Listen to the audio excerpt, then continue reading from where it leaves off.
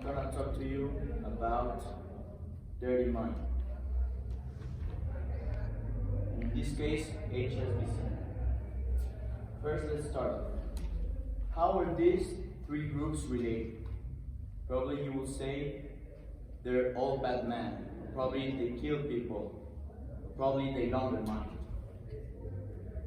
And that's true, but they are all connected to this bank, HSBC. They all do illegal activity through this bank. HSBC from 2006 did the following.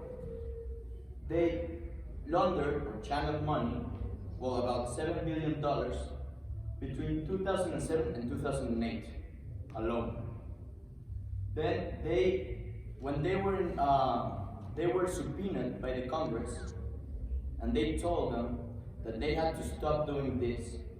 And when they got the warning, they circumvented. What I mean by circumvented is they ignored this warning and they kept doing the illegal activity. They didn't care about what the Congress said, that the people were dying from the money that came from this illegal activity. They kept doing it. About 290 million checks were cleared that had ties to criminal activity. These were Saudi terrorists, Russian oligarchs, as well as many other organizations that are considered illegal. They have a backlog of 70,000 unreviewed alerts regarding suspicious activity. What they did was that they had this, HSBC is a big bank, and they have big offices that are made to do finance, right? But what they don't do is that they don't check the alerts. And what I mean by this is that they have a little office, I think in Connecticut, where they hire people to erase all the alerts that came from illegal transactions. Now, they, for me at least, are considered an accomplice. Why? Here in Mexico, about 150,000 intentional homicides from 2006 were from organized crime. What does this mean?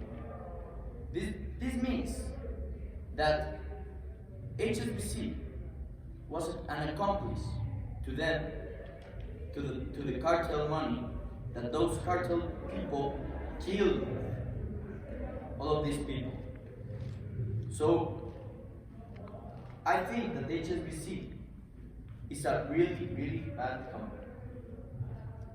So how does this happen? In 2004, HSBC bought this bank called Vital, which is a Sinaloan bank. And they had all the accounts from the Sinaloa cartel to the the Leyva people, all of them, they purchased this bank that had these accounts. And what they allowed was that all this money came into HSBC, which is connected to in Singapore, London, everywhere. And what they did is that they allowed for them to launder money in a more easy way, thanks to this effect.